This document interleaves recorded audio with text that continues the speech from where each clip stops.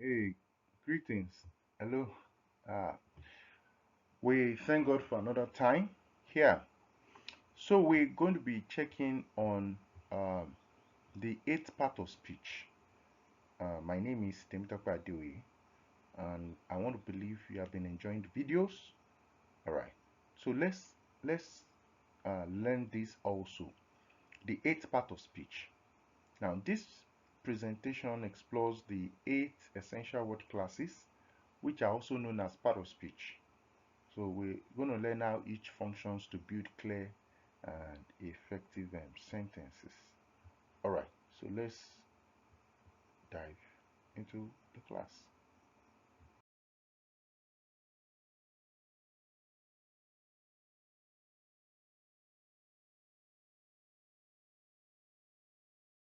So, of course, we said we are talking about eight part of speech or eight word classes. And number one is the noun. Number one is the noun. The noun is a naming word.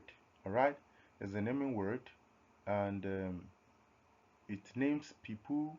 Any word that is used to name people, name places, name things, that word that is used to name, yes, is a noun. Any word that is used to name, there is nothing that makes a wall a wall. They just look for a name, a word to give that thing, and they say, okay, let's use this word to name this thing. There's nothing that makes a fan a fan. There's nothing that makes a chair a chair. They just look for a word to name those things. Even you, your name, there's nothing that makes you what they are calling you.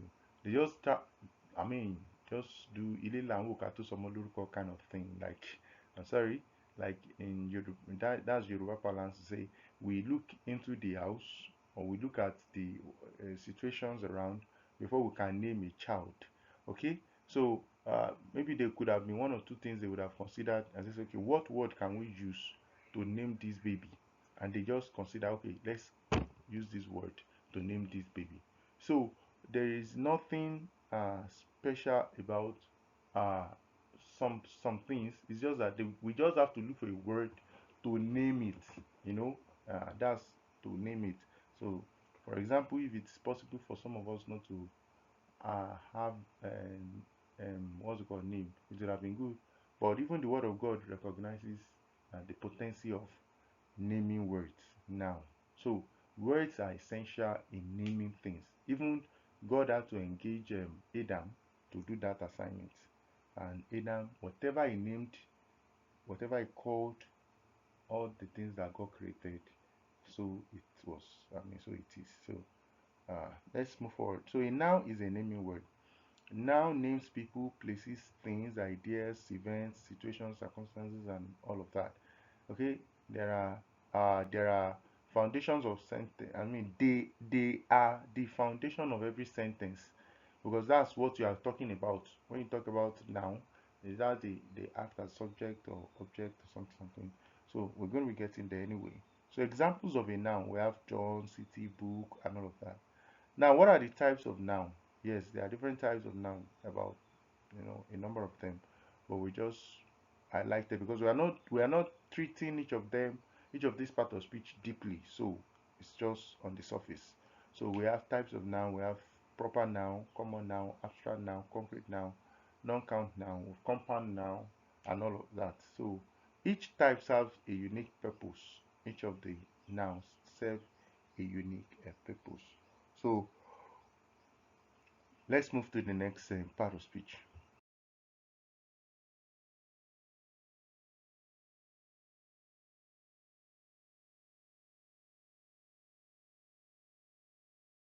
Yeah, yes. A pronoun is a way of avoiding repetition of a noun. Okay? For example, uh, Adeoye went to Lagos. Adeoye ate food.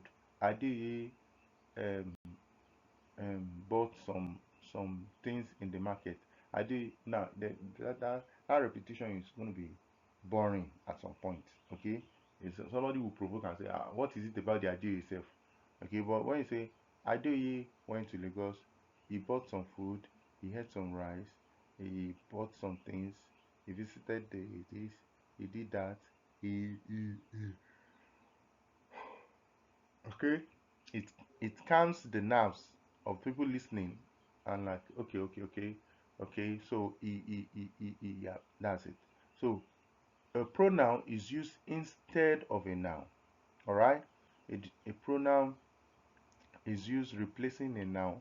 A pronoun replaces a noun to avoid repetition. So this makes sentence flow more smoothly. All right. So we see some examples of a pronoun. We have the common pronoun like he, she, it, they, these, and all of that. So what are the types of pronoun that we have? We have the personal pronoun, possessive pronoun, demonstrative pronoun, relative pronoun, and other kinds of pronoun. All right.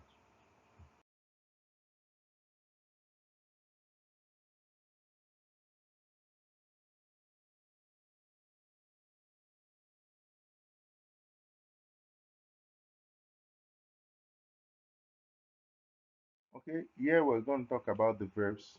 We have talked about the noun, pronoun. Here we're talking about the verb. What is a verb? A verb shows action or being. It shows action or being. So some people say verb is an action word or a doing word. It's not wrong. It's just that sometimes it does not show action. It only states being. So you can say a verb is an action word, or maybe we put a being word. Yeah. So we have action verbs, we have linking verbs, and we have auxiliary verbs. All right. The action verbs shows action. The linking verbs, they connect subject to description. Okay. And the auxiliary verbs, they are the verbs that help. We call them helping verbs. All right. So we are seeing examples there: can, will, have, should, shall, and all of that. All right.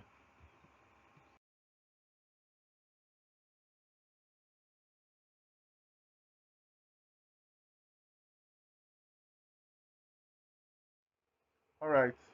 After discussing noun, pronoun, verbs, we have to talk about the modifiers, which are adjectives and adverbs. Okay, these two, they add details. Okay, they give additional information. So for the adjective, it gives additional information about a noun or describes a noun.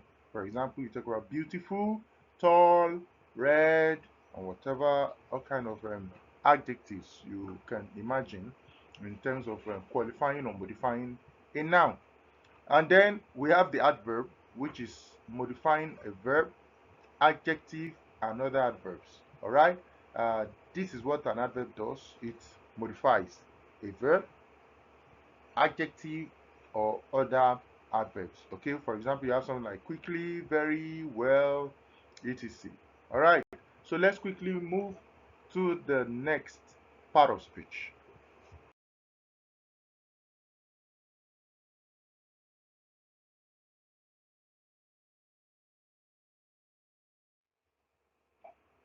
Okay, here we're going to be talking about preposition.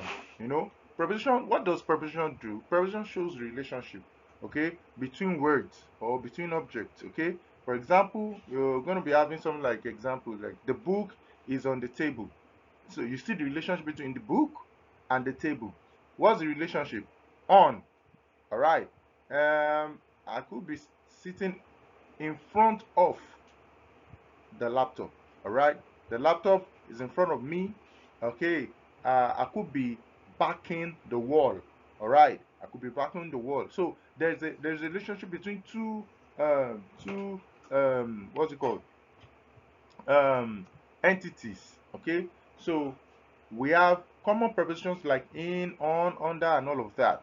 There are so many prepositions. All right, but as I said earlier, this is not the time. We are not using this course. I mean this class to uh, exhaust everything about each part of speech. We just want to brush through the eighth part of speech. All right, so let's move to the next one.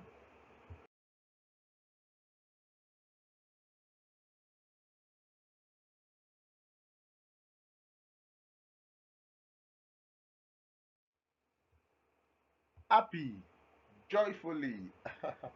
Now, okay, right now we're talking about conjunctions and interjection.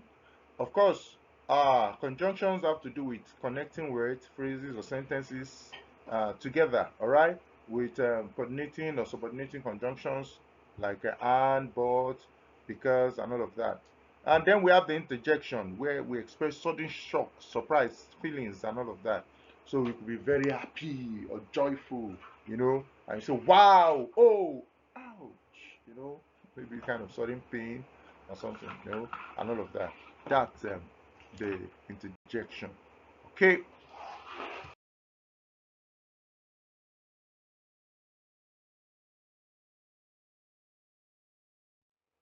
So before we round off on this eighth part of speech, I just want to give a kind of picture of what we consider as part of speech.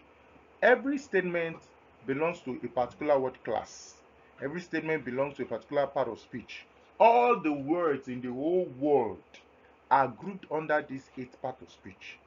Yes, all the words. So, and by the grouping, they are carrying out certain functions in a statement. Okay, for example, the noun that is the first, I can say is the edge. All right. The pronoun, a kind of replacement for the edge. I don't know how we can put that. I'm just trying to compare the part of speech with the anatomy of man. Okay, the edge is noun. The art, okay, the art bit, the art gongon, is the verb. All right, because any statement that does not have a verb is as good as dead. Any statement that does not have a verb is as good as dead. It does not have life. It does not show action. It does not operationalize. Okay, it does not engage in anything. So a verb is a very important, in fact, the most important of all well, let's say the noun and the verb, they are the most important of all the parts of speech. Every other one is just an additional um, embellishment for the part of speech. Okay, so we could have a head that has a heart and can still survive. Yes, yes, I think there are people that survive without legs, without hands. Okay, so let's say adjectives and adverbs, they are hands and legs. All right. We talk about preposition. Okay. Preposition. Where can we put that? Okay, we can talk about the flows of of um, of the bones. Permit me to put it like that. Then we can talk about conjunction where we have the joints of the bones. Okay. Aha. Then we talk about interjection, the flow of the blood, the vein, the capillary, and all of those things, the ventricles. Okay. So all of these is I'm just trying to give us a picture that there's a way a statement is a living entity. Do you understand? As long as it has a verb. A statement is dead when there is no verb. So the verb is critical because it gives life to a statement. Okay, so uh, these are the key takeaway. We have a noun which names things: dog, London. We have pronoun, replaces pronoun. Sorry, replaces noun. He, she, it. We have verb, shows action or state being. Run, is, eat. We have adjective, describes noun, big, red, happy. We have adverb, it modifies verbs. Adverbs and other adverbs. It modifies verbs, adjectives and other adverbs. We have quickly, very, and all of that. We have preposition that shows relationship. We have example like on, in, between. We have conjunction that connects words, and, but, because. And we have interjection that expresses what? Emotion. Thank you very much for